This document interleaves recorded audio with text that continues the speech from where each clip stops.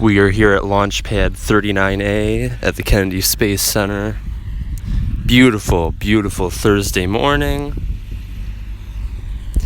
Now the launch is later tonight. I don't know if they're launching from this pad or 39B, one of the two. I have to check on that one, forgive me. But unbelievable stuff. And I know it was said in the previous video, but I just want to reiterate. 12 people have set foot on the moon. Just 12. In all of human history. Documented, at least. Assuming there wasn't some super advanced civilization 10,000 years ago we don't know about. And all 12 of them left from this launch pad right here. This was their last Earth that they touched. Maybe not specifically here, more over there probably. But this is the last physical ground they touched before the moon. And I just think that's unreal. You think of taking a flight and it's like, oh, you stepped off or you stepped in, let's say, Detroit, and it was like 50 degrees, and then you stepped off in Florida and it's 90, and you're like, wow, that's so weird how like you just walk right into the plane, it's Detroit, and then as soon as you walk out, it's Florida, granted with the time of in flight. And here it's like, yeah, you set foot in Florida, and then you set foot out. It's not even, there's no GPS coordinates. It's not like, 45 degrees north and this many degrees, but like, no. Just straight up, you need a whole new system. You're on the moon. And I just find that so hard to wrap my mind around, the idea of this being the start point, and like, you're not going to some other airport, you're not going to some other state, some other country, not even like, we're going to try to land on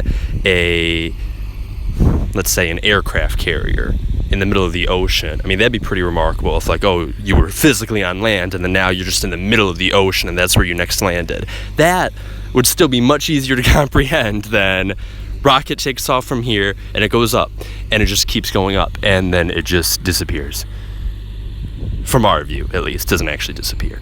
And then it's just gone. Just nope. Over to the moon. And then this one in particular that you're seeing is not going to the moon, but International Space Station. SpaceX, the company there, owned by Elon Musk, also the founder of Tesla. Actually, I don't know if he was the founder, but owner of Tesla, and he has all sorts of different stuff going on, humankind type projects, and I love it.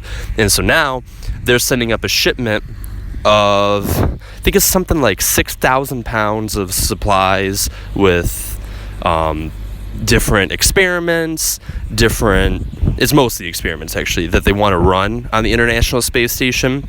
A couple of them are financed by private companies, interestingly enough, like Procter & Gamble.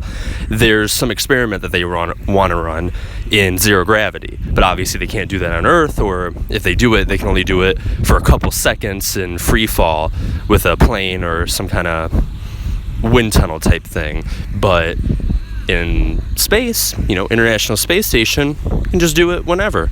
So they actually paid or whatever, made some deal with NASA, some deal with SpaceX to have their experiment sent up to the International Space Station, and then they'll run it up there.